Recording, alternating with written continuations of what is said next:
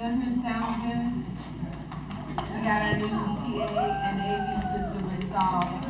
Yay! So, I'm going to call this meeting to order. Right now, it's time to get started because I know I've been holding people late and I'm catching a lot of pushback on it, and I don't want anybody waiting for me in the parking lot. So we're going to get started tonight. Call this meeting to order at 4:45 p.m. My name is Teresa Dudley, and I have the honor of being your president. I'm looking for a motion to accept the agenda with flexibility. Donna Christie, Board of Directors, I move the agenda with flexibility. I am, you gotta turn it on. There's a button. There's a button on the top that you push, and there's a green light that should be on.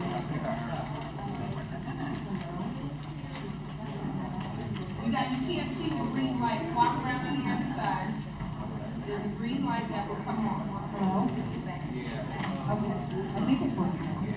Okay. It's on. I heard it that time. Okay, well, here's the issue today. We don't really know what we're doing with the PA system yet. Okay? It's working. We don't want to turn it up too loud because if we turn it up too loud, we get a lot of feedback. And we are working on making sure that everyone is heard.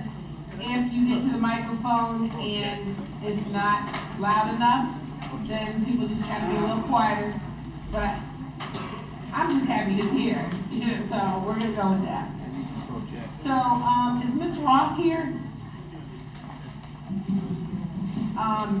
She's one of our guests. So I'm gonna put down on the agenda under D, other guests. I did invite the Teacher of the Year from Prince George's County to come and address us today. That's Ms. Roth, ROTH. So she said she had another engagement. If she can't come this month, she'll come another month. Okay, so I have a motion to approve the agenda, and it's been seconded with flexibility. All in favor? Aye. All opposed? Okay, moving right along. I'd like to, you should have received your minutes electronically. So I'll entertain a motion to approve the minutes that were sent out to you electronically. Donna Christie, Board of Director, I move the minutes from the October meeting. October 26th. Greg Beard, second. Thank you, Mr. Beard. Hearing no objections, I'll put the motion before you. All in favor of approving the minutes for the October 26th Rep Council, please say aye. Aye. Opposed? Okay. It is incumbent upon you at this point to, when you get the minutes, to read through them, because it costs money to print them out for everybody, and then at the end of the meeting, we have copies and copies of the minutes left over. So please take the time to make sure you look at those before the meeting. Tonight, I'd like to introduce some folks that you guys might already know from the Educational Systems Federal Credit Union in the back. And I'd like for them to come up, please. They wanted to say a few words to you about some of the opportunities at the Educational Systems Federal Credit Union, and thank them for the cookies.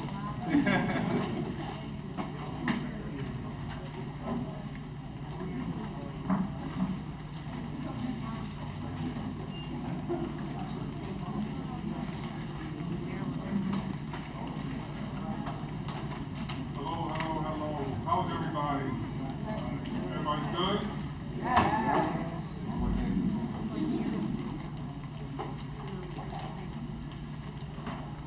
And when she introduced us, there were some folks clapping, but not a lot.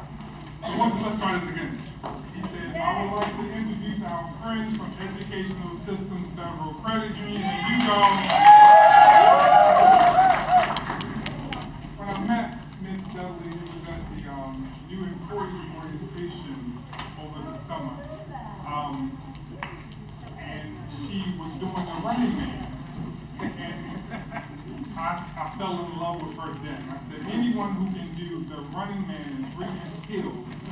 is who I'm in love with. We are your credit union. We are your credit union. We're Educational Systems Federal Credit Union. And one thing that I would like to start off with is thank you. Thank you, thank you. You guys are the reason why we exist. We are the credit union for the education community. One of the things that we do and we do well is we help students, we help parents, but most importantly, we help educators. We make sure that we create products and services that are geared to you guys. We have programs that are only for you guys, and most definitely we want you to utilize our services. Our thing is that we're here to help you in any situation you may be in. We had one of the relationship managers was dealing with someone in Prince George's County, and the person had a situation where they had a car loan that was about 14–15%. And for some reason, they didn't think that we could help them. But needless to say, after they met with the relationship manager, we were able to reduce that down to maybe about 5–6%. That's a tremendous savings. So even though, let me see by show of hands, how many folks here are members? Excellent. Even though you are a member of the credit union, if you are in some type, if you have a financial question or financial need, make sure you reach out to your credit union. I would like to introduce your Prince Georgia relationship manager. We have two here tonight, Maurice Williams and Calvin Collins. These are the guys who will be in your schools. They will be in your classroom. They'll be in the community. Be in the community educating students. Be in the community talking about the different things that we do. But most importantly, be in the community to help you with whatever that need may be. Whenever you get a chance, if you haven't done so, please enter to win our $50 Visa gift card that was made especially for you guys tonight. Also, if you haven't taken advantage to pick up any of the literature that we have, please do so. At Educational Systems, we pride ourselves in giving back to the community. We are on track for this year to give out over $30,000 in scholarships. One of those scholarships are geared towards you guys.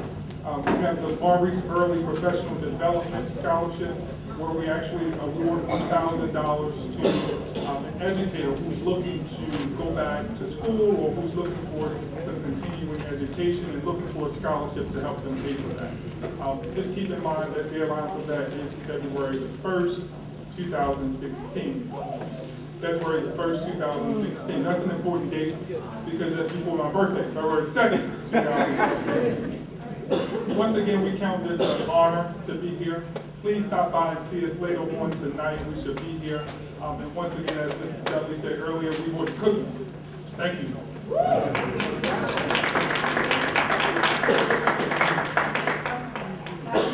Special request. We have what we call the Apple Pay, which is an app on your phone that you can actually attach to your checking account. And has anyone utilized Apple Pay yet? Good. So with the Apple Pay, it makes it simpler and easier for you to access your account. We have a friend in the back here who has utilized it. Please, if you have questions about it, contact us. We also, just because we're here tonight, for anybody who don't have direct deposit, if you sign up for direct deposit, we're going to give you a bonus of $200, but you have to have your direct deposit signed up by the end of, it has to hit your account by the end of the year, December 31st. Also, for everyone who's receiving paper statements, we have another gift for you. We have what we call an e-statement promotion. With e-statements, you know, you receive your statements through the mail and you usually can't keep up with them. If you sign up for e-statements, we will actually instantaneously give you $25 after we verify that it has been signed up. So if you need assistance with that tonight, please let us know. We can always schedule time to help you out with that. Okay?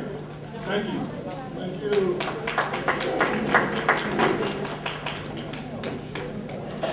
Madam Chair. Madam Chair. Yes, Microphone 1. Thank you. Yvonne Basich, Vice President. I'd like for the folks from educational systems to hear this. I've been a member since I came to work, and I was grateful that I could be a member because I was grateful that finally my money was not going to the big banks, and that this was an institution that was going to help me. And further, I am helpful that you are not the people that helped to crash the economy in 2008. And those were the big banks. And that you are here not to make a profit, but to help us. So thank you. Thank you. Thank you. Thank you very much. Our next visitor today is an old friend of mine. I don't say old friend of mine because we're not admitting anything that's good with Gray at all. But we have been friends and around the barn and friends and around the barn and friends. So I love Carol, and she knows I'll do anything for her. And Carol's going to talk with you about the Cora Rice Foundation and the annual Christmas party that the Cora Rice Foundation does for our students, our children, our needy children, the Christmas party. Come on, Carol. Oh, this is Carol Malveaux.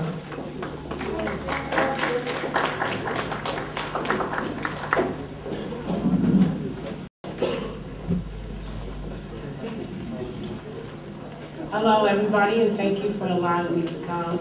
And let me just give you one piece of advice. Do not meet her in the parking lot. Whatever you do, don't meet her in the parking lot if you haven't agreed on something. Take my word. And Chief McGraw's. Okay, my name is Carol Payne Malveaux, and I'm representing the Cora Rice Police Department Christmas party. This is my partner in crime, Murray Malveaux. 42 years we've been at it. But anyway, I'd just like to say that we're honored that you, the people that are responsible for educating and working with our children in the county, are such warm, willing, giving people, and we of the county really appreciate what you're doing. We know that you're giving more. We know that you're giving everything that you have with what you have to work with, and we really, really appreciate it. But this is the 32nd annual Cora Rice Christmas Party, and it's at Eleanor Roosevelt High School on December 12th, and it starts at 9 a.m. in the morning, and it goes until 3. And that's when they're so full of candy and hyped up and sugared out until they're just ready. The parents just have to drag them out. But there's information in the back telling about the Christmas party. But the police department and the Cora Rice Foundation started the party over 32 years ago. It started out with 25 young people. They're deserving people that would not, young people that would not have a Christmas. And this is what Cora Rice saw, and this is what her, and at the time it was Chief Mitchell, David Mitchell saw, and they decided to do something about it. So there was a coordinated effort between the NAACP Cora Rice and Combined Communities in Action at that time, and the police department, along with the school system supplying the bus, the students, and everything else. Well, it worked out really well. We started out with 25, and last year, a year before, we had a count of 800. I think it was, no, 800, and 1,200 showed up, so that caused a little problem, but we were able to give out book bags. The book bags have school supplies in them. They have hats, they have gloves, they have mufflers, they have educational toys. And each child that leaves gets a gift that's wrapped especially for them. We had some, do we have any? Yeah, as you can see, these are some of the gifts that we wrapped, and we did this for 1,200 young people year before last, and I think we had about 800 this past year. the police chief and the policemen and the cadets pass out, they serve the food to the young people to project and to promote a good relationship between the people at a very young age so that they can see that there's a human side to each thing. So we're asking for volunteers to come out on Friday, which is the 11th. We do the wrapping. We also have, it's like a little wrapping party, and we have refreshment. Well, we have heavy food that night, and we have light fare also. And then the next day is when the party is. It starts at 9 o'clock, and it goes until 3. There's all kind of entertainment, and they get to take a picture with Santa Claus, and everybody leaves very happy, and we're so appreciative of the people that help us to make this happen. So we're asking you to come as volunteers, to come as educators. You can interact with some of your students on a personal basis. Also, we're asking for donations. Unfortunately, this year we lost Delegate Proctor, who's been playing Santa Claus for 32 years. And we have several Santa Claus, but he's been consistent. We also lost Lourdes Alexander, who's our entertainment chair. And then Angie the bus driver. How many people in here knew Angie? That was a terrible loss, but that was one of her last things, was to make sure the bus drive went well. So I know you guys have business to take care of. We thank you very much. Friday, the wrapping starts at 5 o'clock, and after that, we just party a little bit. So thank you very much. We hopefully will see some donations. We're running a little bit short this year, and we'll make sure. Okay. The information is here where you can donate, or just call the police department and ask for the Christmas party, and they'll put you to the right person. They'll come pick it up, or you can just call one of us and we will. So thank you guys very, very much. And I know you're going to have a wonderful year, and whatever we can do to support you, and I'm speaking on behalf of the NAACP, Malvo and Malvo Consulting, and any other service that you may need, just let us know. Thank you guys, and have a wonderful year.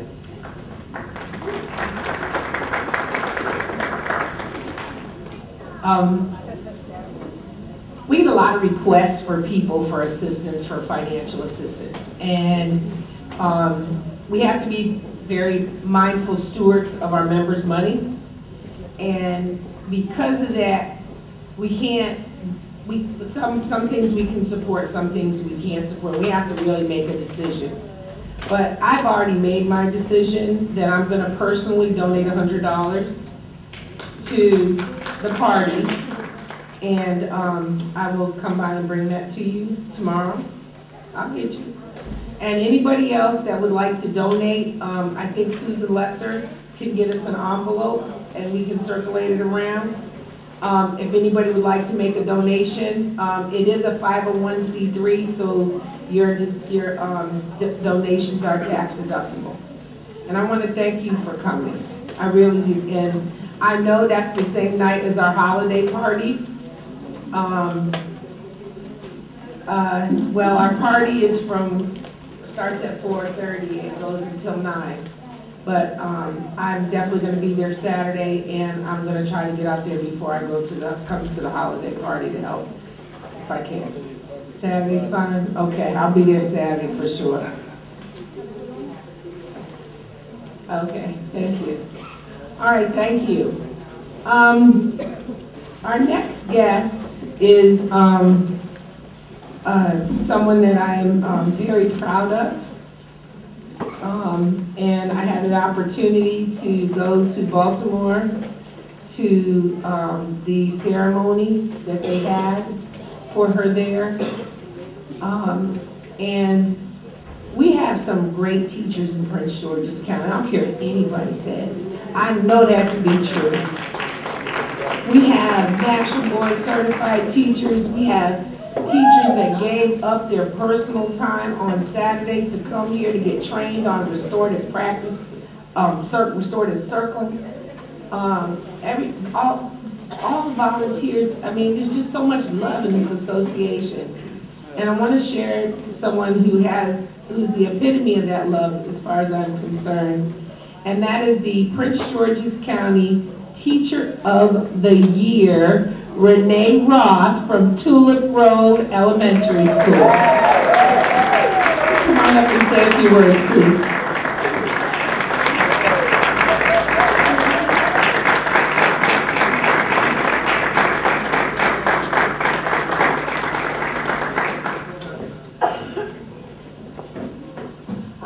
Good afternoon.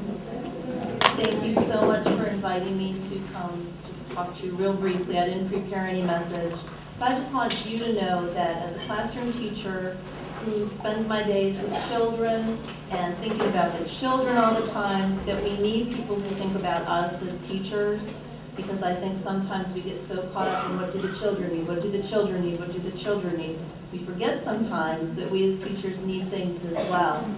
And if we don't take care of our teachers, we're not going to be able to take care of our children. So thank you so much for coming out and volunteering to be the voices in our buildings and the voice of our county as far as the teachers and what teachers need go. I've been very excited. I've gotten to do some really cool things since April. Been to Smith Island for 3 days. Got to interact with some teachers from the other 24 counties, and it is very interesting how many things we do share and concerns we have that are the same as other counties. It's not just a Prince George's County issue. And I want to share just one quick little story with you. My son, who's 20 now, went to a Prince George's County school for kindergarten. Just happened to kind of work out that way. And we live in Anne Arundel County, and I did the proper thing, went through the proper channels. And when he was in 1st grade, we sent him to his neighborhood school, and I got a phone call about the 2nd week of school from the reading specialist. And he said to me, you know, we've been testing your son, and he's very advanced in his reading, and what private school did he go to kindergarten in? And I said very proudly, he went to Prince George's County Public School. And he's like, oh, well, okay, well, he had a fantastic foundation in kindergarten. I said, I know he did. We have fantastic teachers in Prince George's County. So thank you again for all you do as teachers and representatives of teachers.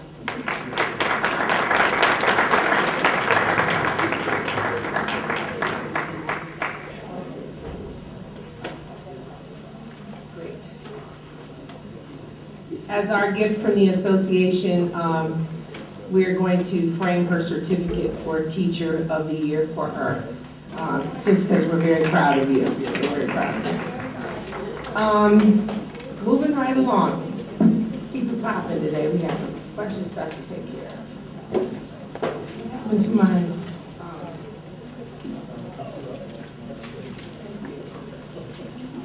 Was just here a second ago. Okay, I had notes on it already. Okay. Next we have MSCA board member Rowena Shern. Is she here? I think she is.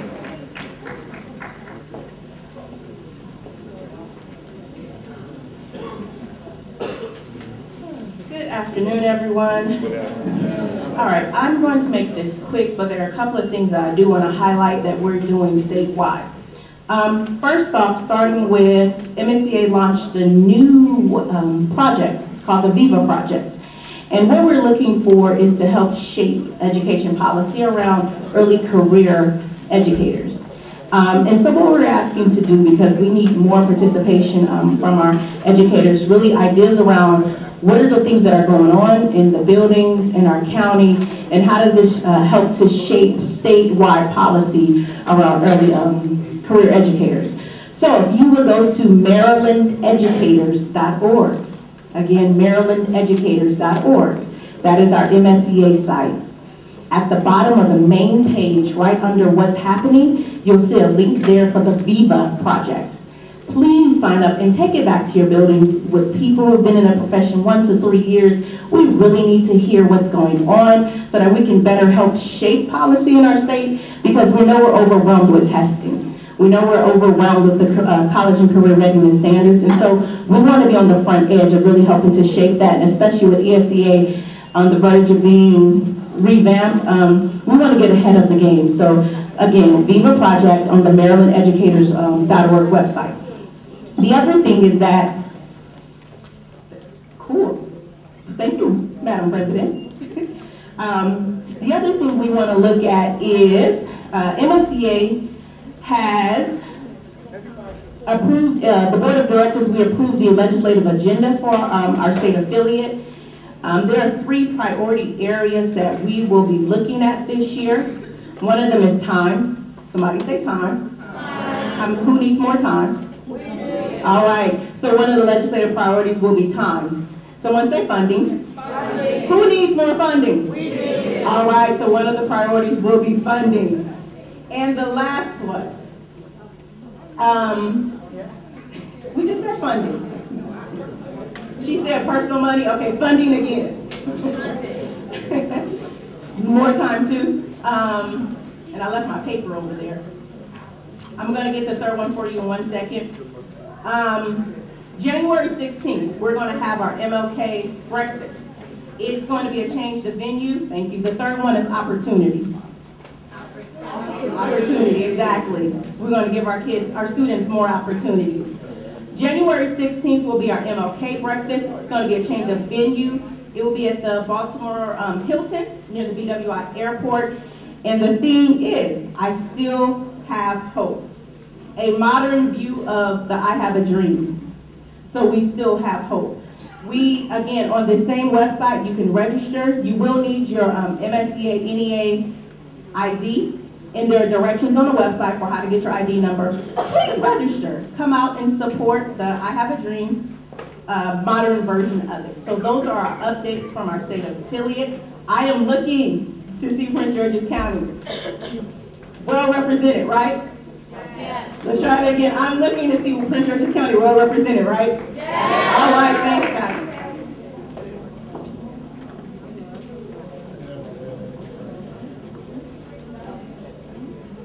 There is an envelope going around if you'd like to donate for the Coral Rice Foundation. And I just want to piggyback on Rowena's comments about the Martin Luther King breakfast. It is $30, is that correct, Rowena? It is free? It is free, but you do have to register. I thought you had to pay something. I'll double check that before we leave out of here today. But you do have to register ahead of time, and in the past, they would have the locals, they'd give us the opportunity to buy groups of tickets, and get groups of tickets. Now they're doing it individually. Either way, but I just want to let you know, if you do plan on going to the breakfast, you do need to register online, and I will put the link up here in a moment, okay? Treasurer's report, Tawana Lane.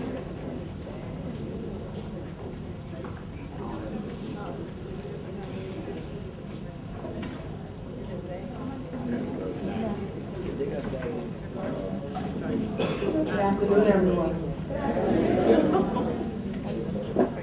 The audit for fiscal year 2014-15 began today. This is months ahead of last year's schedule.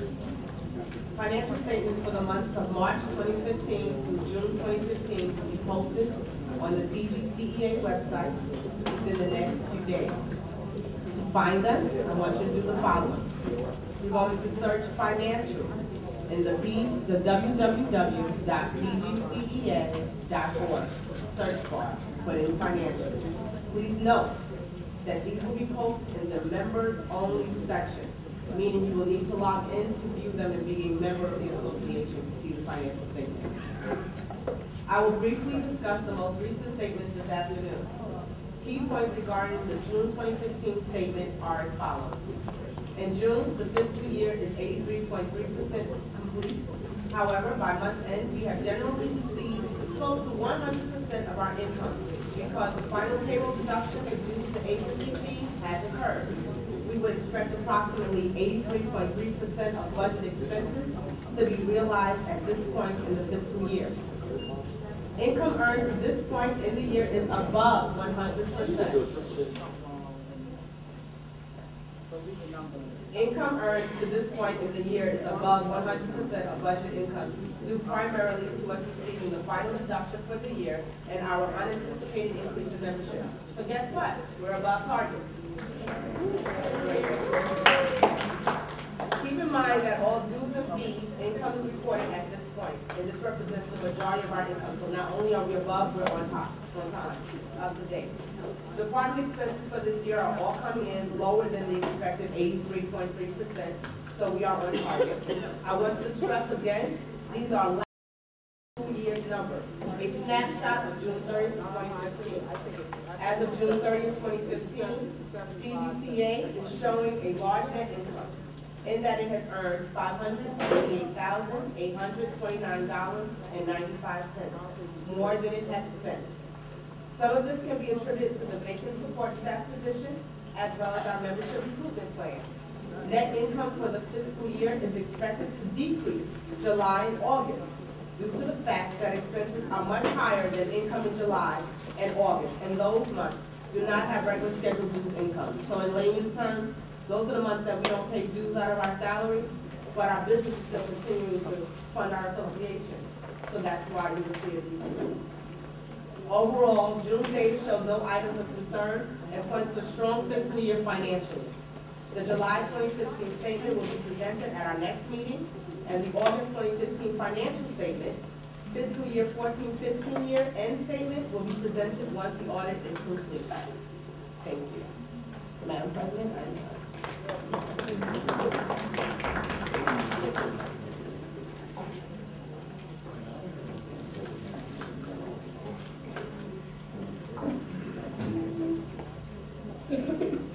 Thank you, Tawana. Next we have our committee reports. Was there anything else that you wanted to add, Tawana, or did you do that in your, you did it, okay. Okay, so that's great, thank you. Government bylaws, Mr. Charles Burke.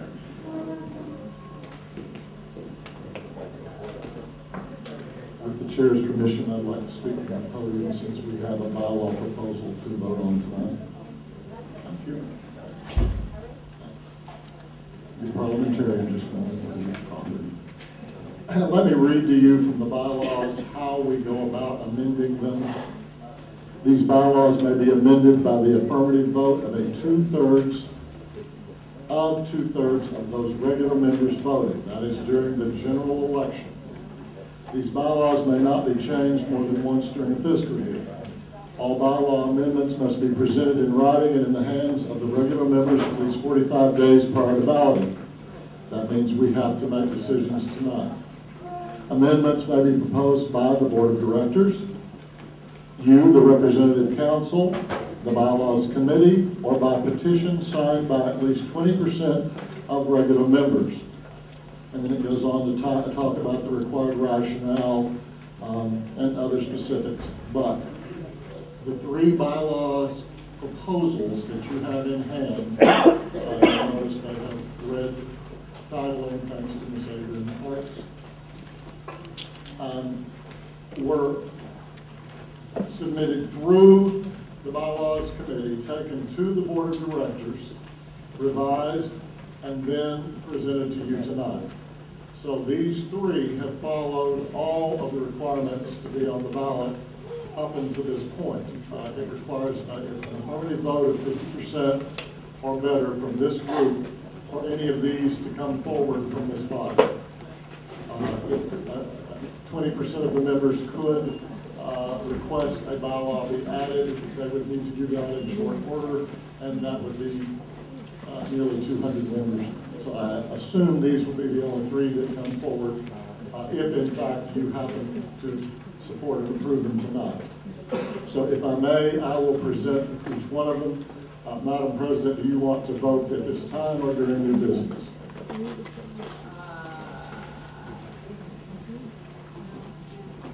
You will be handling the vote, not I.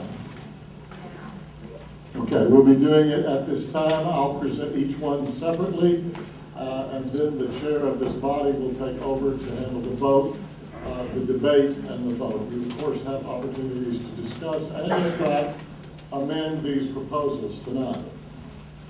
Proposed bylaw amendment number 1 for the year 2016.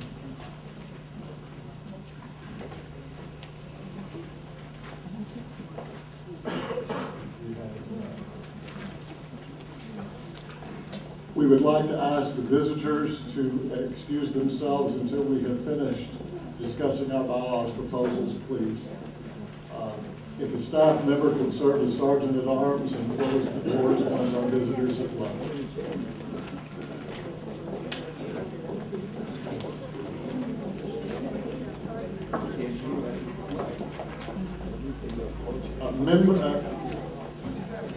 Members of the association may stay.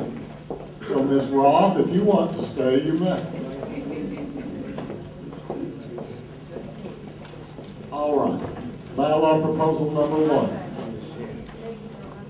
Proposed to amend Article 9, Nominations, Elections, and Credentials Commission.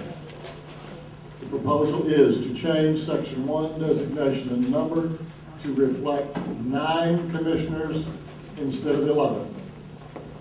We would be reducing the number from 11 to 9 if it is approved during the general election, should you so send it forward.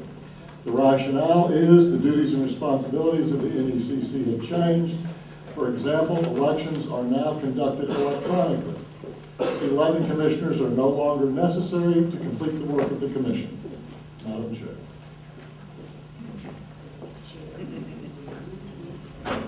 The chair moves and the committees, and the board seconds. Or the board, this is coming from the board. The board moves and seconds the proposal.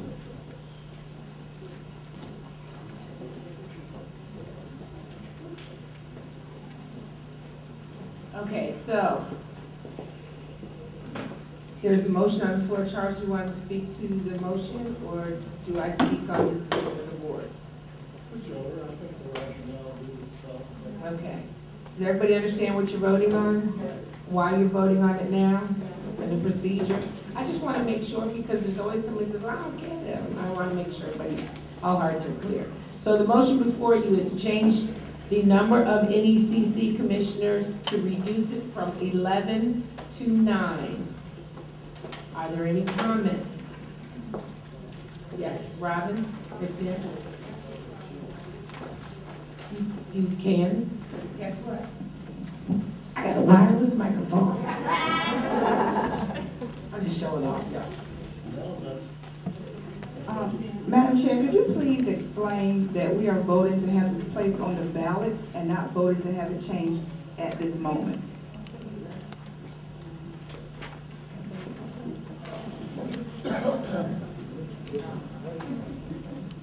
Feeling a little like Oprah tonight. Okay.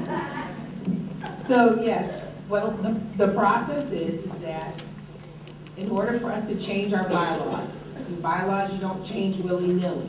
In order for us to change the bylaws, it has to go from the committee to the board of directors, which debated this at our board meeting in November, to bring these before you as possible changes to our bylaws. Should it be approved by this body, then it will go on the ballot and go out when we do our elections in March, okay? So, the motion before you now is to reduce the number of NECC commissioners from 11 to 9. Seeing nobody moving to the microphone, I put the question before you. All in favor, say aye. Aye. All opposed? Okay, that one carries. Mr. Burke.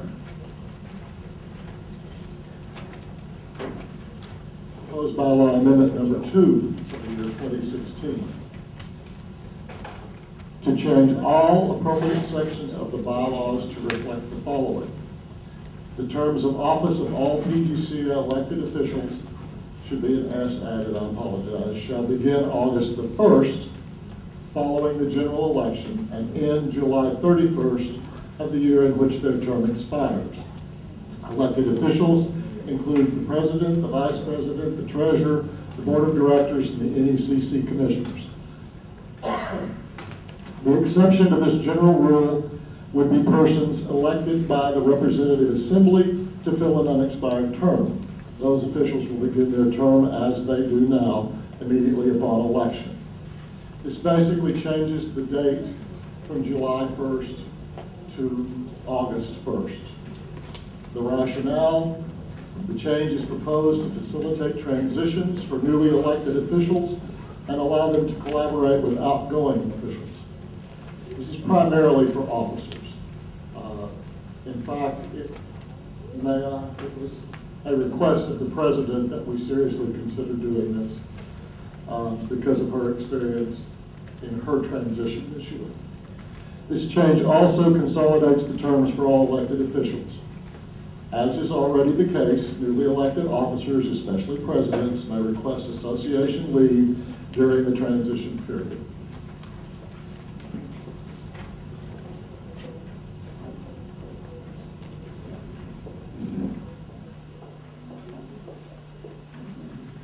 I'm not, what's that? Moved by the board and seconded by the committee. Moved by the board, seconded by the committee. I have point of information, microphone 1.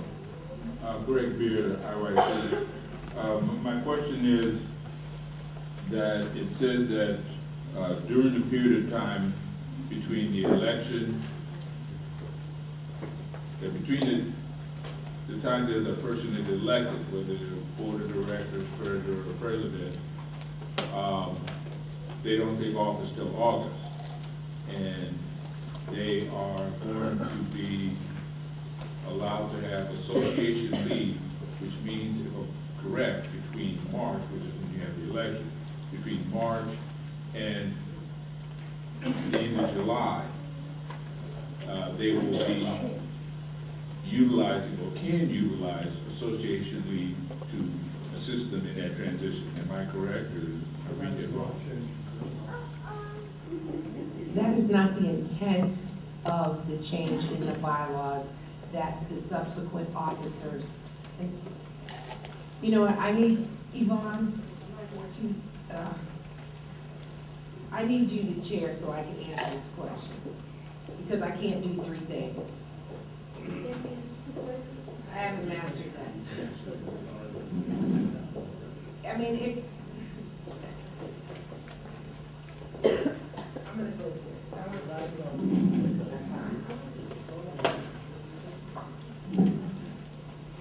Madam President is moving to a mic. Can you hear me? Okay. The way that this happened and what brought it up was the fact that as we transitioned from Ken to me, the transition occurred while we were at the ADA convention. And there are responsibilities that the president has at the convention, including signing documents for replacement delegates. Their responsibilities in making sure that all the delegates are accounted for. They're just basic responsibilities in making sure that people don't disappear. And so the thought process for me was that there needs to be a logical transition between the outgoing president and the incoming president, where there was some time that could be used to do that. Now, how much time that's going to take, Greg, is not etched in stone today. However, the thought process behind it is that perhaps it could be the month of July. The thought process could be that it's a couple of weeks, maybe a day attending meetings with the president, board meetings. There already would be board meetings, but MSEA meetings, those meetings where you need to have that sort of transitionary time, because there's some stuff right now that I wish I'd had more time with him to know. So that's why, and there is no intent in this for the president, the incoming president, to be released from March until July. That is not the intent of this motion. With the permission of the chair, I'd just like to have personal privilege to explain why I kind of brought this up. My concern is that what the president just said, what Teresa just said, is exactly what's needed. And it's extremely beneficial because we're a huge local, we have huge problems. And you just don't suddenly walk in there and there's stuff stacked on your desk who are of vital interest to a number of teachers. And you need this period of time. I just wanted it to be clear as to exactly what this bylaw entails as far as the amount of time available. It also includes the board members, the treasurer, bless you, the board members also. My actual concern is that it doesn't say that it's already the case, New York may request this leave for that period of time. It doesn't specifically say that. And I think that should be somewhere in there that guarantees that for whoever it is, the treasurer or so on, particularly if you're a treasurer. Now all of a sudden they're handing all these numbers to you and accounts and all that. So that is my concern, that this is made clear that this is available to you. You don't have to take the whole 5 months, but it is available to you, and I think that should be clear. I don't know if that's clear in this bylaw. Madam Chair. Greg, if I may, as chair, the statement of may request association leave is in the rationale. It is not part of the bylaw. And, well, it means that if someone wants to take some leave, it has to be requested, and it has to be approved by the president. So, Madam Chair, if I could make a suggestion. go right ahead.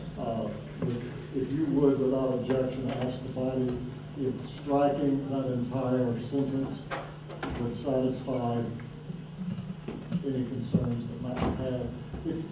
There is no change, and this bylaw change has nothing to do with association leave, so were we to strike the language entirely, would that satisfy? If anything, I'd like to make a friendly amendment to the bylaw, or make an amendment to the bylaw that states this. Because I think it's very important that it's clear that any one of these officers has that option and may need it. But that's my only concern. So are you making an amendment, Mr. Beard? Yes. How much time do you think someone would need, Mr. Beard? What is in the rationale? 5 months? 30 days. I'm willing to listen to the will of the body as to how many. I have no problem with what's already stipulated in the rationale. But if the will of the body means or feels that it should be shorter, I'm perfectly amenable to that.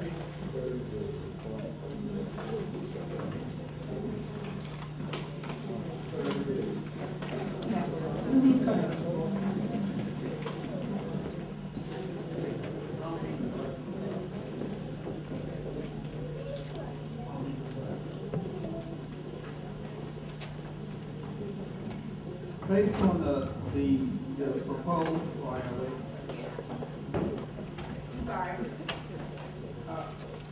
hearing the spirit of the conversation in regards to the transition, I think, based on what the gentleman said, I think it would be wise to have a window which would accommodate both ideas. So, based on what's on the paper, I see 30 days.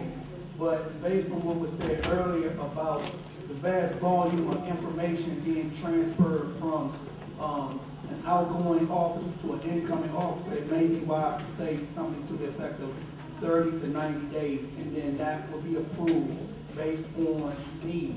Some offices may need less, some offices may need more. So if you have a window, they can request that the board or what have you, and they can verify that. Okay, I think that there are two issues here, and I'm going to ask that we separate the two.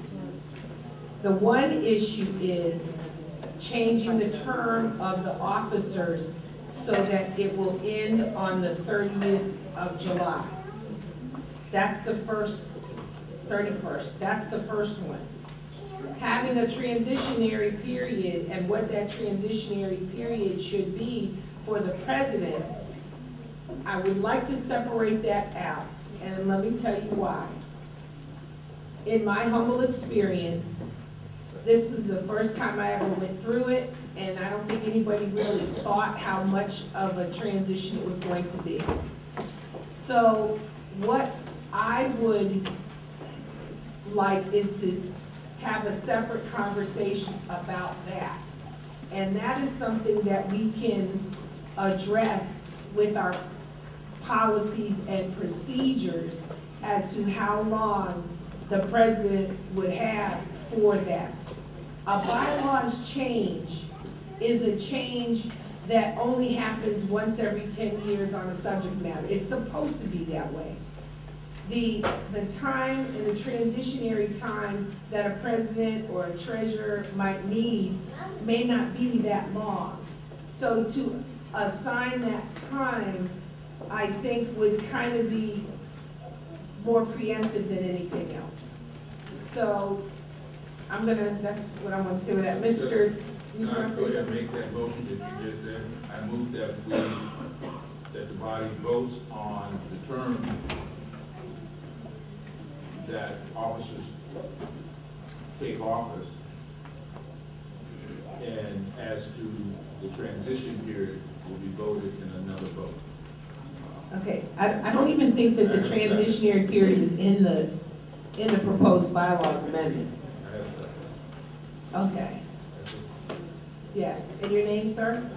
Howard Barnes, Benjamin Stoddard, speaking as a secretary. Okay. Mr. Takai? Microphone 2. Point of information, Facebook.com, Leonardsburg High School. I just want to know if this change is going to affect us positively or negatively, because I know things may come up that will need negotiations with the Board of Education. Within that time, are members not expected to see the new president in action? Well, over the summer, there really isn't a lot going on at PGCEA other than preparing for the new year coming.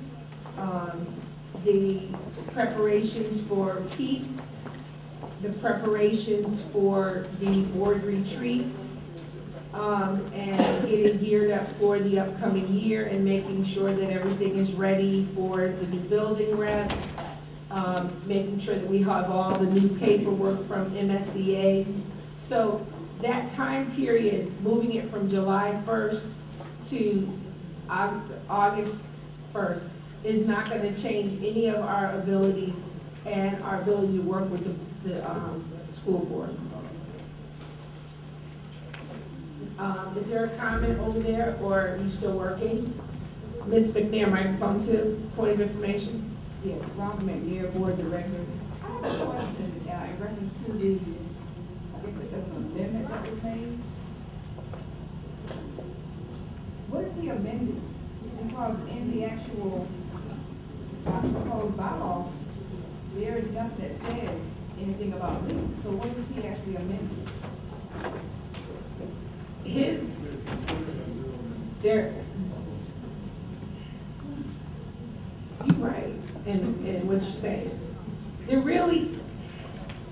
What was presented by the Board of Directors is what's on the paper.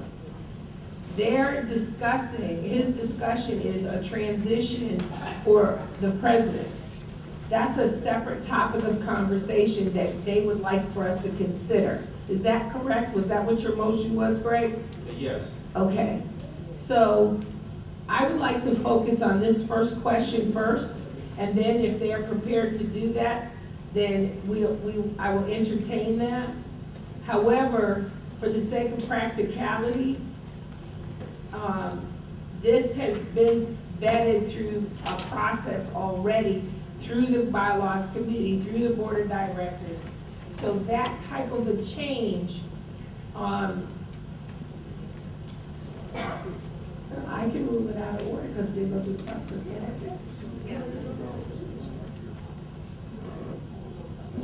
Okay, all right. Okay, so hold your thunder there. And so, Robin, are you calling the question on this bylaws amendment? Is that what you're doing? Yes. To be honest, I was just trying to figure out where the amendment came from, so there's nothing in this proposed bylaw that says anything about these. So if he's trying to do a new business item, wouldn't it have to come at another time? Their motion was, I really should have ruled it out of order, because to separate the two concepts when one of the concepts wasn't really in the motion, but it was in the rationale. Does that make sense? Okay. So, Ms. Shern.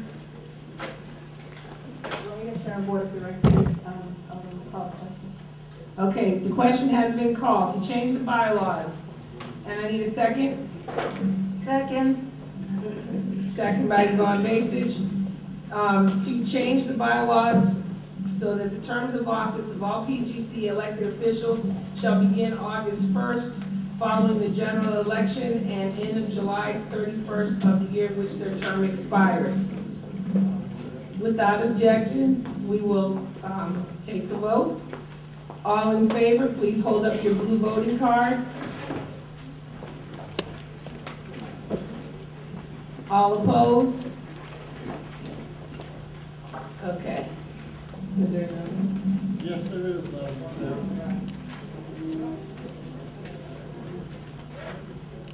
Right, but I understand it, right, Mr. There. Are you prepared? I just wanted now, I think this will fit into policy.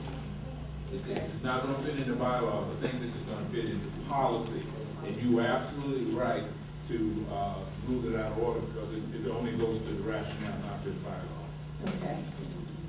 So, Can I make an amendment relative to policy?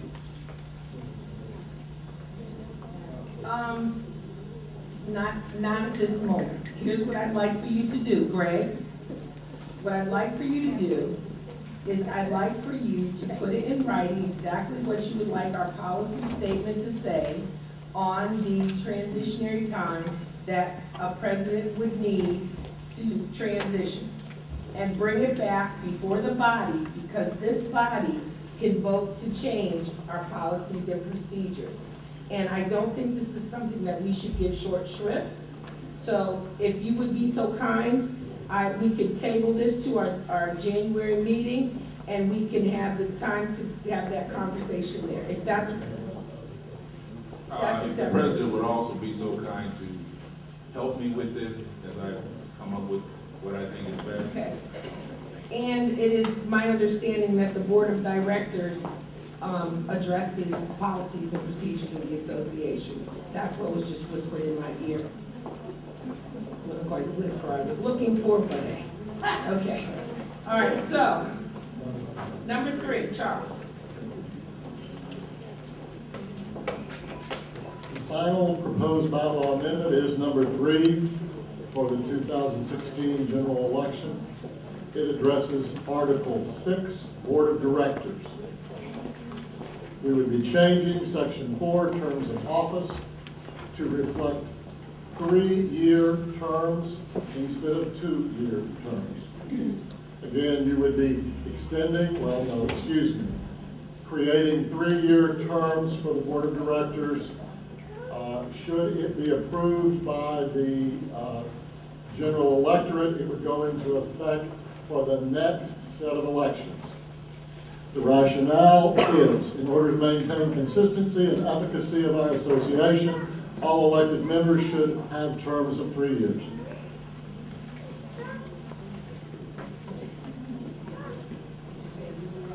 It It is moved by the board and seconded by the committee. Okay. Point of information, microphone 1. John Banks, Benjamin Stoddard Middle School. I was just wondering, with the wording, it says in order to maintain consistency and efficiency in our association, all elected members should have a term of 3 years. How is that not a reason to every time to just keep doing it until the next thing you know, you have a term of 5, and you can't ever stop it? Sorry. The way it's worded, what would be the reason to ever stop with how long the terms got? There's no limit to it, because it seems to be kind of a light reason that you can always justify. I just need more time. I'm not sure if you understand.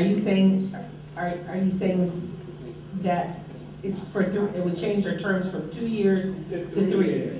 Yes. Right, and what would keep, at the end of 3 years, you're saying, well, I need more time. What about 5 years? Or once you did 5 years, I need more time. What about when would you ever have enough time?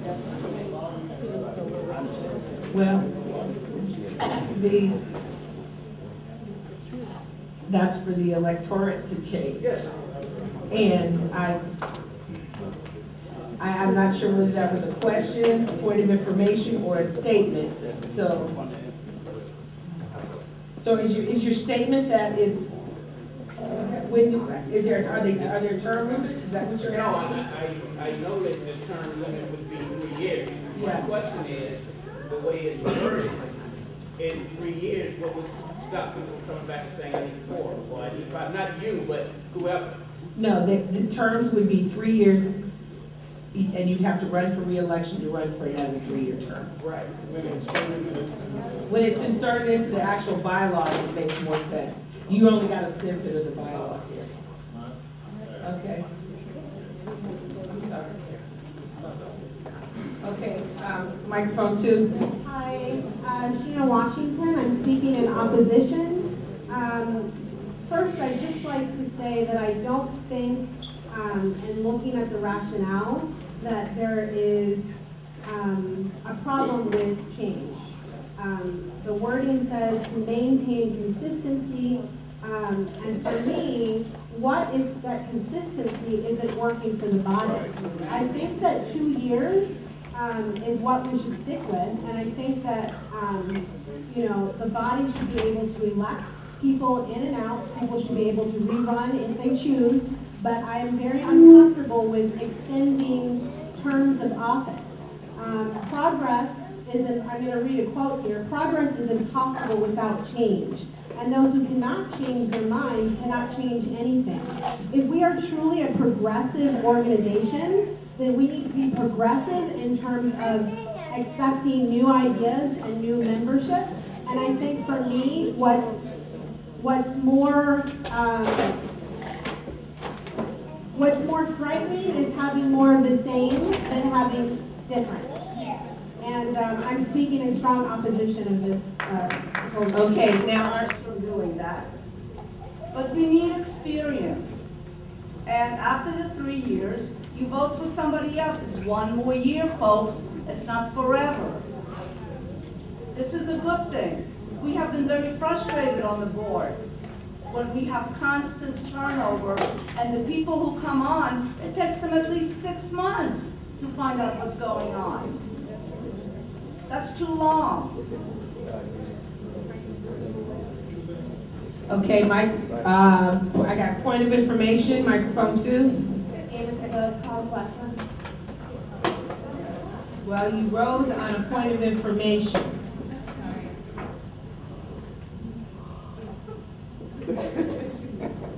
Okay, so are you calling the question? Yeah. Okay, do you have a second?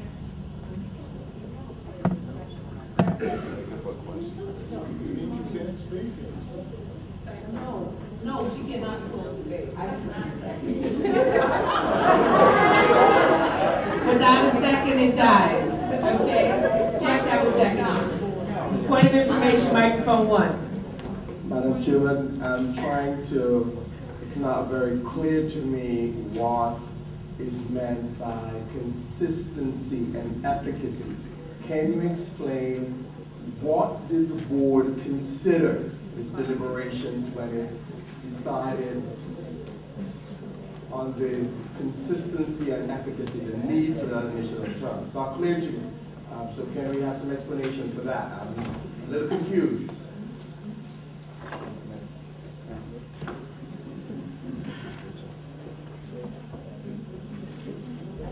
Can I ask the parliamentarian a question? Yes, ma'am.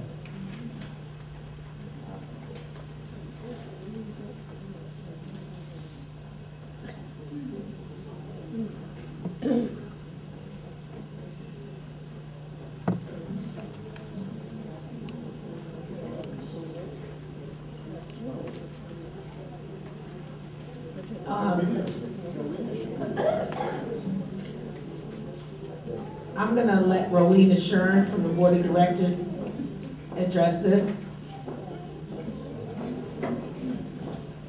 So part of the bylaw that you don't see is that currently our officers serve 3-year terms. Our president, vice president, and treasurer, they serve 3-year terms. As previously mentioned, you have 1 year that you're doing work, the second year you're running again. If you're in the process of doing work that second year and you're not reelected, then that work has to stop and someone else has to pick it up. The issue with that and the concern with that is as we have so many things that are going on within our district right now, we put ourselves at a disadvantage by not having some bit of consistencies with terms.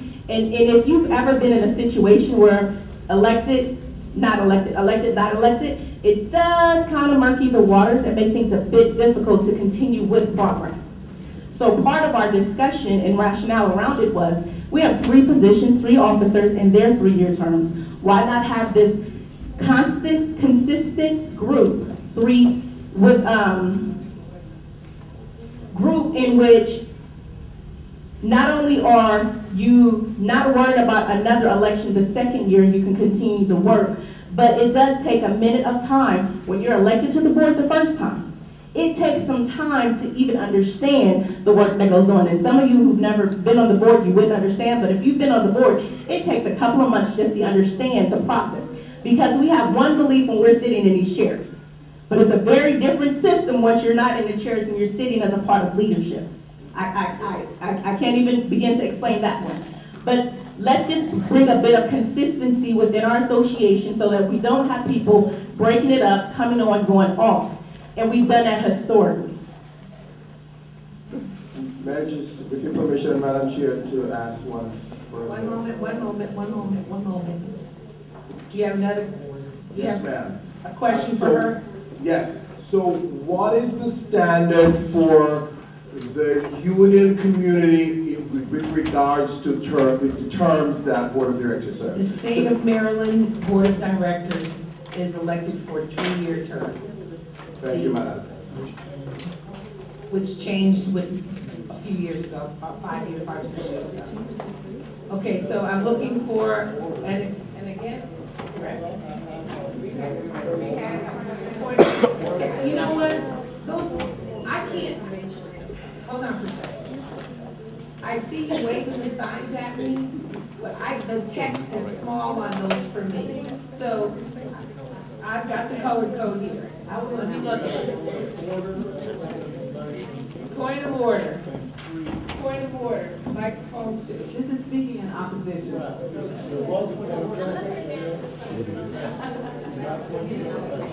But this is speaking in opposition. This is hold on for a second. These colors right here are not the same colors over there. And that is problematic for me. I'm not stupid. I just want everybody to know that. But I'm trying to do this the best way that I can.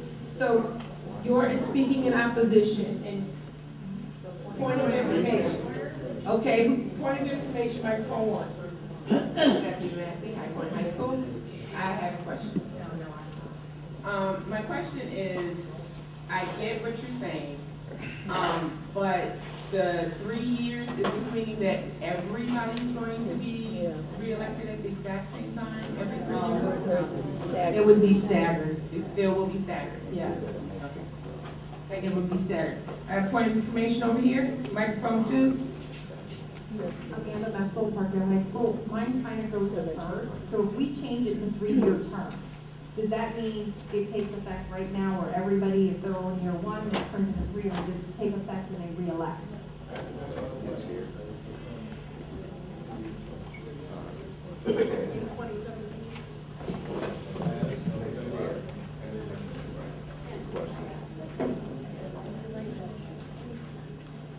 This would apply to newly elected officers. So this would not go into effect for those people on the ballot this year. It would be future years, because we won't know. This body doesn't make the decision. The decision would be made by the general electorate, and it would go into effect the next election cycle. The NECC would determine how the staggering would go if it changes.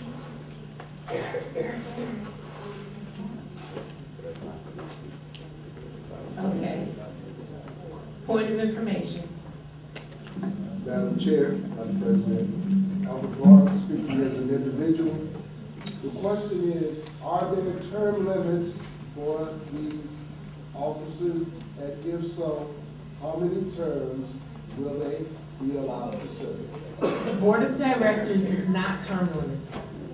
The President, Vice President, and the Treasurer are limited to 2 terms.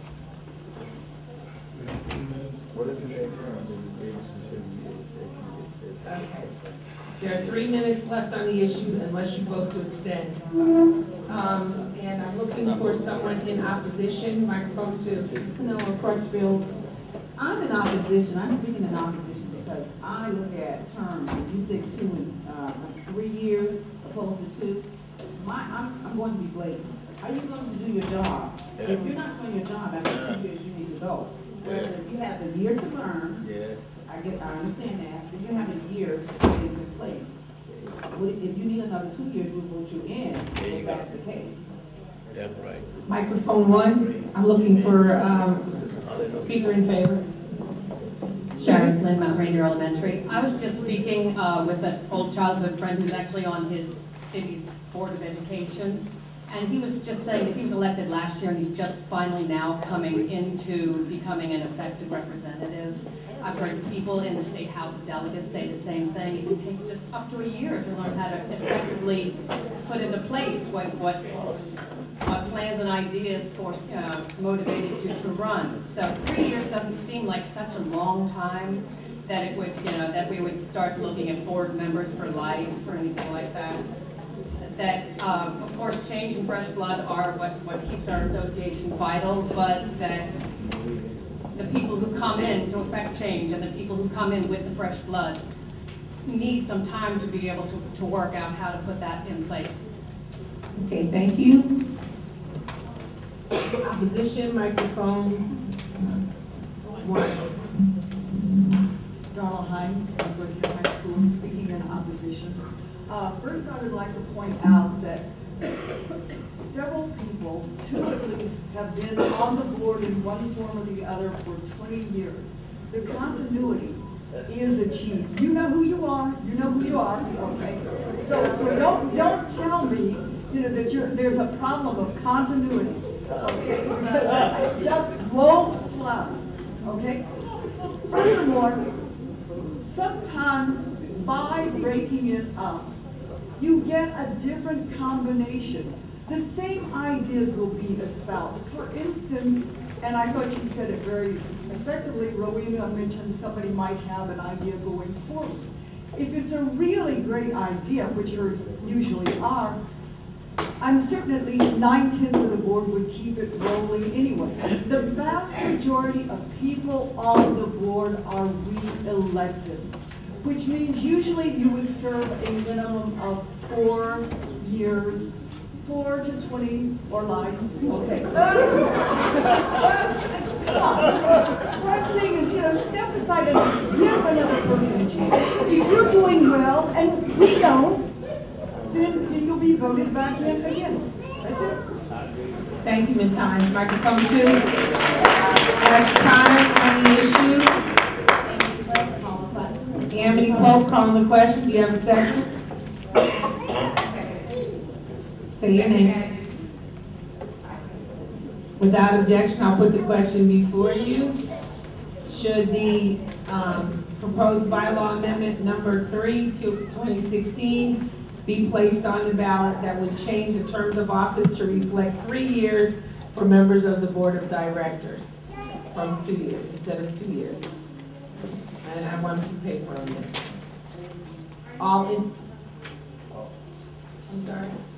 All in favor, please raise your voting cards. All opposed? The motion does not carry to put it on the ballot. Okay, is there anything else, Mr. Burke?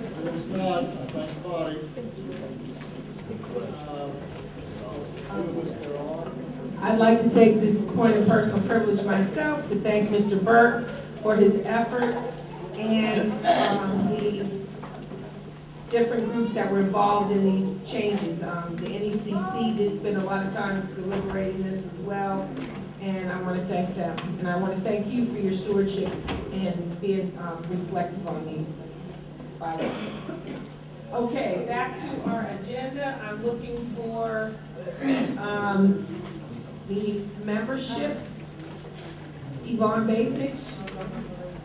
I'm sorry. Oh, I'm sorry. Hold on. I'm sorry. Amity Pope, Government Relations. I'm sorry. I love you. I'm sorry. Amity Pope, Government Relations Chair. I just want to share with the body the legislative breakfast will be held here January 9th at BGCA in the hall. Government Relations Committee meets every first Wednesday of the month here in the conference room and we're in the hall, depending on our membership has been growing. So our next meeting may be here in the hall. The meeting is open to all members. If you're interested in becoming a member of the Government Relations Committee, please send myself, amity.pope at Gmail, an email, and you can fill out one of the standing committee forms here in the back and submit that to Adrian Parks in our executive director or president, Madam Chair. One other thing, we had a political action team training, the very first one of its kind happened a month or so ago. Yes, we were talking. And for those members that showed up, about 80% of them have signed up to be political action chairs for their district and cyber lobbyists. We are looking to have another event, and if we do, it will be December 10th. So if you are interested, just kind of mark your calendar for that. We haven't solidified if we are going to go forward with that, but if we do, the hall is already reserved for that date. So if you're interested in getting involved in politics, which you're already involved in it because you're in education, but if you're interested in going further into how we build those authentic relationships with our legislators and hear them while they hear us at the same time with the issues that matter, time, funding, opportunity, then please send myself an email, amity.pope@gmail.com, and we'll get you on board. Look out for the emails that come from BGCA regarding upcoming events with government relations. Thank you. Our jobs are political. There are papers in the back if you have not signed up to payroll deduct your PAC donations. There's sign-up sheets in the back. It's important that we have your support on that. Yvonne Basich, upcoming events. Yvonne Basich, Vice President, and yes, Darla, I have been on the board for the last 100 years. 100 to life. I apologize. I just love this organization so much, I don't know what I would do with myself if I wasn't active in it. That's my excuse. Anyway, we have just rolled out and sent to MSEA our membership plan.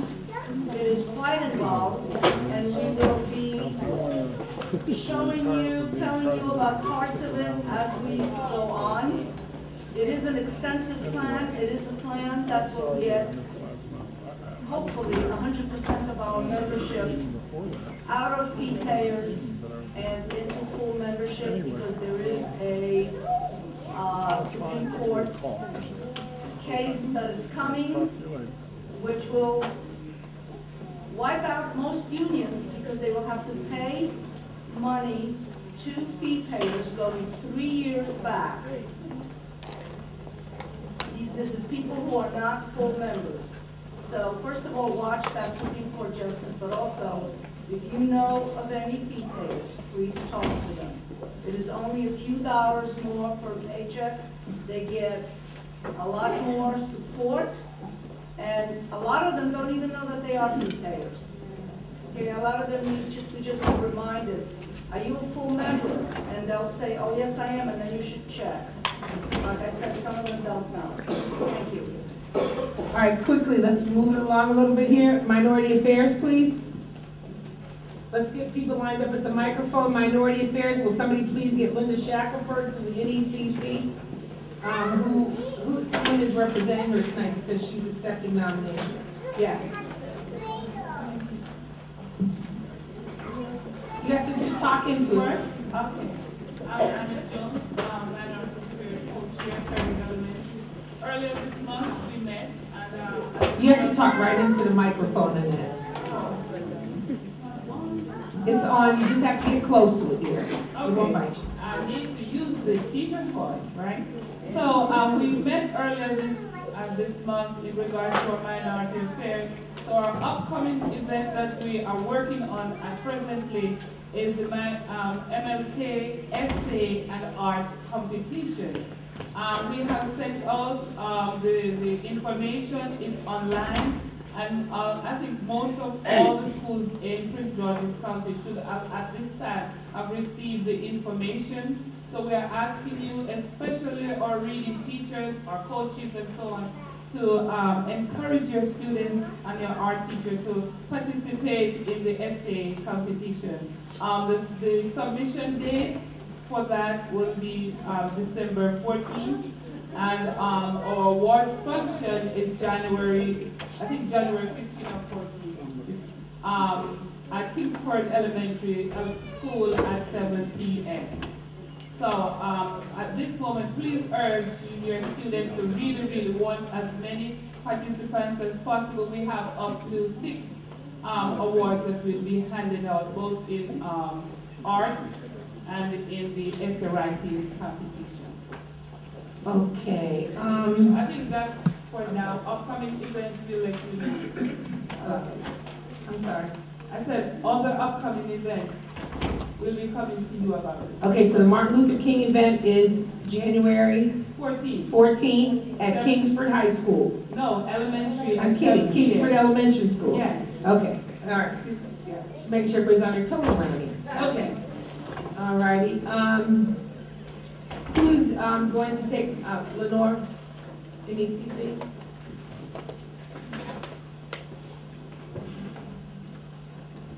Good evening. I'm not Linda Shackelford. My name is Lenore Scott. I'm with NECC, and I'm here to let you know that we are now accepting nominations for an open board seat that will be left open by Dr. Webb. And to let you know that if you're interested in that particular board seat, so please contact me. You can see me after the meeting, or you can email me at lenore.scott@pgcps.org. We will have elections, I think, at the next board meeting. Speeches at the next board meeting. 3 minutes each. And we're going to ask that if you have, I know there's some controversy, I'm not sure, but I was told to say that if you have applied to run for a board seat and your name is already presently on the ballot, that you're not eligible for this.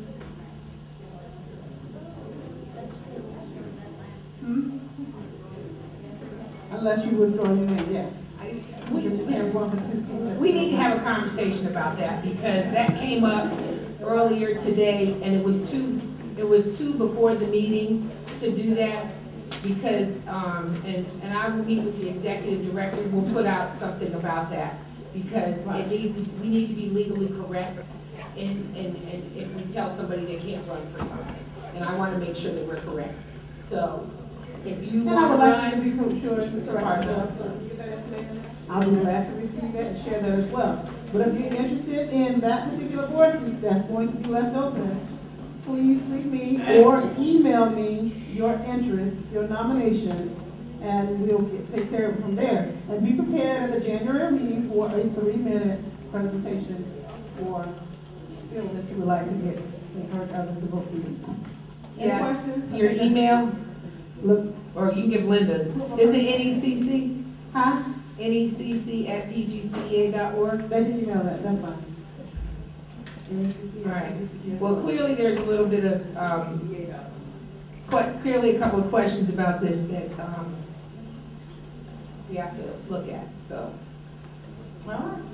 Point of information. How long is that term? Actually, it's for the remainder of Dr. Webb's term, and I believe Dr. Webb's term was up this year.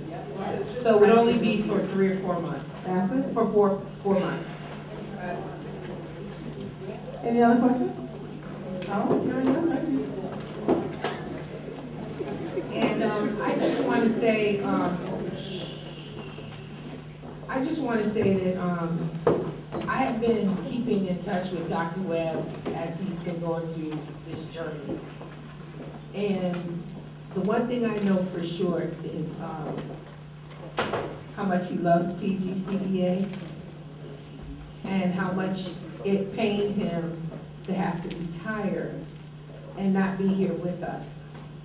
And I'm going to leave it at that because I'm trying to hold it together. Okay. Read Across America, I'm going to ask you to hold until January. Is that okay? Or do you have something for today? Go ahead.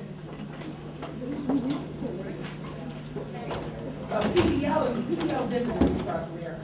Would you like to not vote on it at the same time?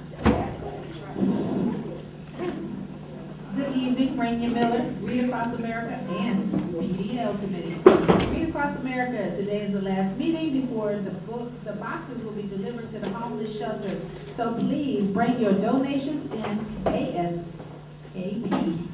to Ray so that we can make those donations to the homeless shelter. PDL Committee, we had a wonderful lesson planning training last week, and it was so wonderful. And our presenters, I would like to shout them out real quick, Tawana and Rowena and Kim. We did such a wonderful job that our participants wanted a follow-up session. So on December the 12th, they will be asked back for a follow-up session, December the 2nd. Follow-up session where those participants will get to design lessons and learn more about FFT. More workshops on FFT to come. Just keep on listening. Thank you. And we are working on the Books and Badges program. Public Relations Committee, we're going to pass on that. Sick leave bank, Darla Hines. No report? Don't get sick.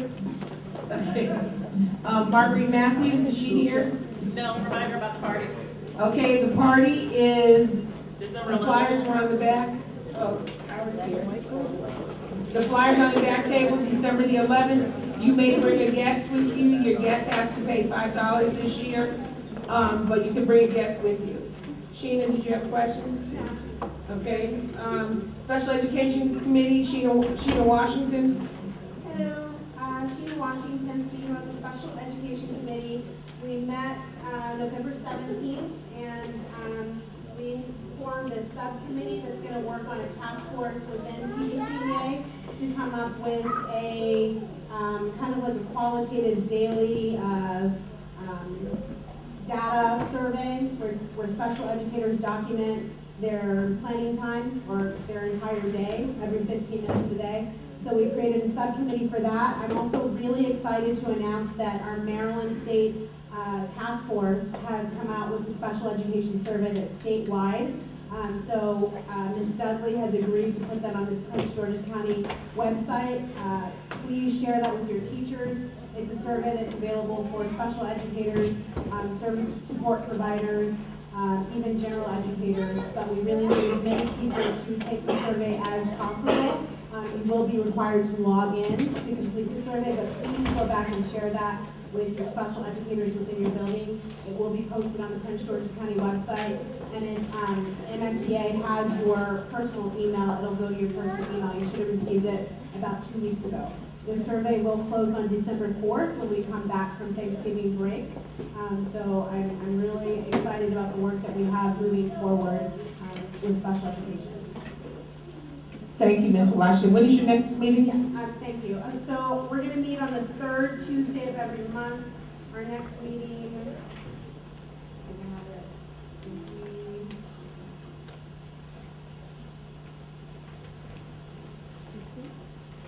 Is that the Tuesday before Christmas? 15th? Okay, yeah, so December 15th. Okay, thank you. I'm going to take a point of personal privilege at this moment in time. Jamal, you have something for me? Yes. Oh, okay.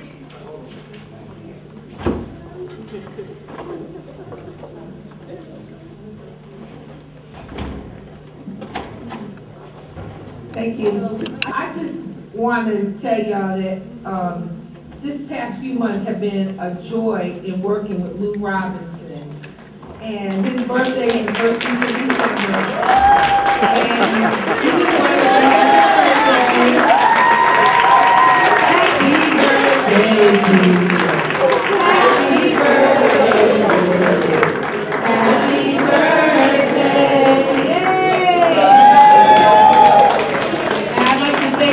From the credit union for making this night possible. And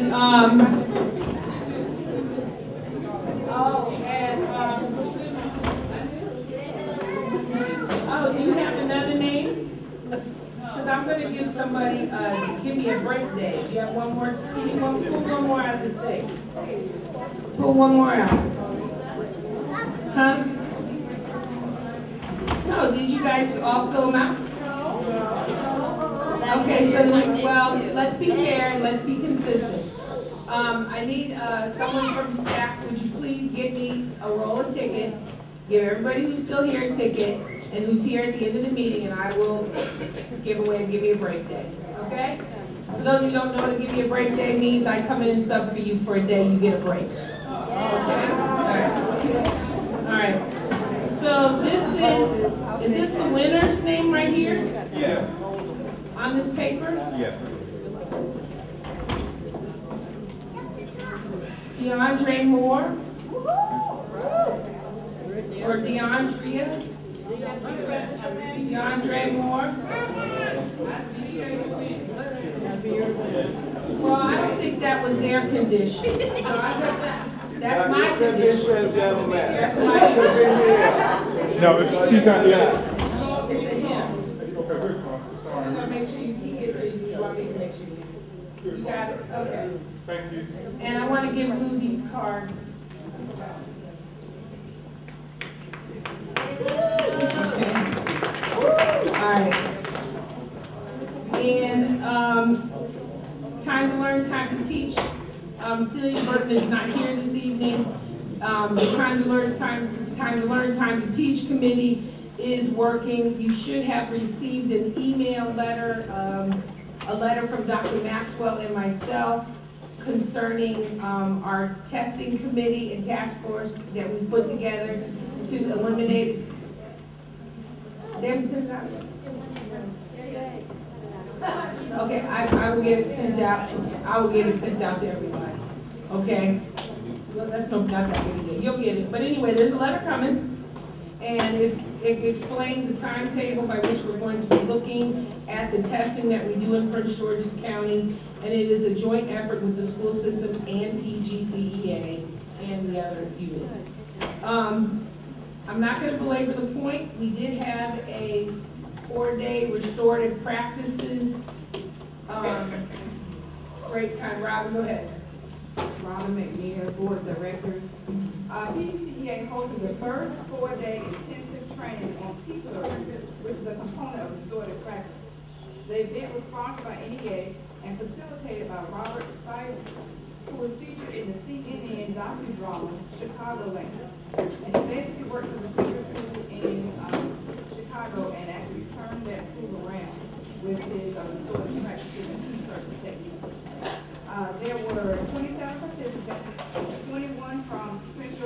County, 2 from Montgomery County, and 1 from St. Mary's County. 3 also came from the Advancement Project, and they're working very closely with restorative justice and helping to end the school prison pipeline. The participants went away with tools to help build relationships and community in schools, and also to help eradicate prison pipeline more directly within their classroom and school buildings. We're looking forward to doing another training in the spring, and hopefully a training of trainers, so we can start to train other educators in Prince George's County on restorative practice and research. Teresa's going to share a little bit more about the training as well.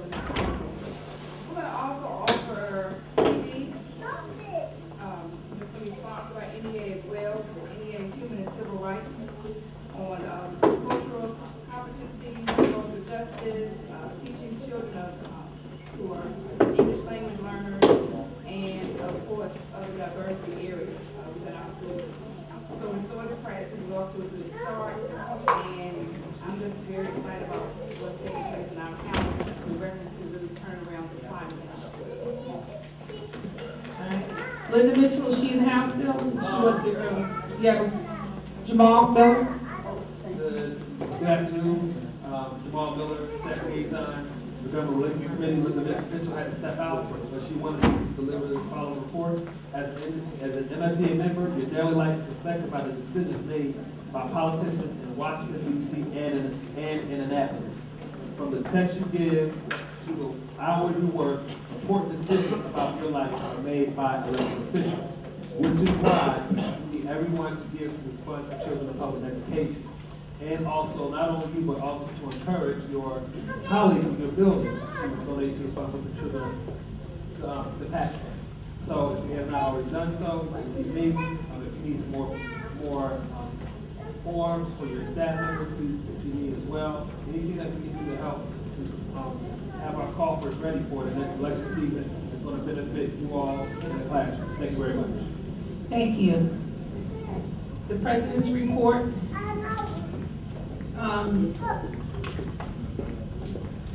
We did though. Okay. There wasn't any more new business. That was all that I could on the agenda. Okay, so President's report. The past month has been really kind of a whirlwind from coming off of the convention, and then we went to New Orleans for leadership training. The past several weeks have been very educational for me, because this is the first couple of weeks that I really have had a chance to sort of settle in and get used to the rhythms of the office. I have been, I was invited to Parkdale High School, Whoop Whoop, by Amanda Betzel and Lenore.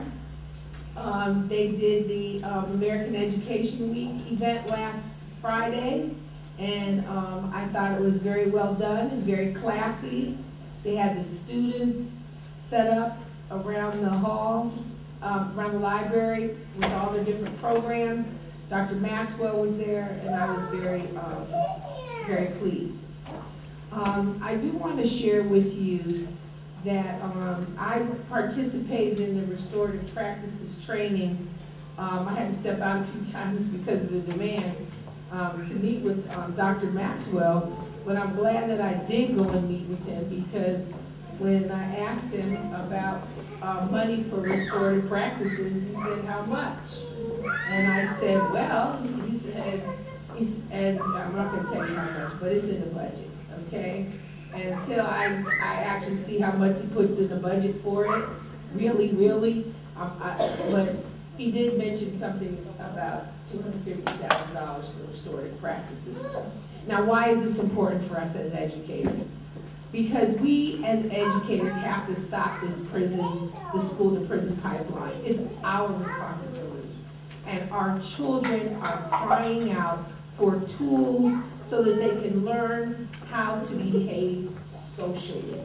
And the restorative circles the training that we did was so powerful to me that I called Maha Fudley at Kenmore Middle School, who's the principal over there, and asked her if I could run restorative circles over at her school, and she agreed.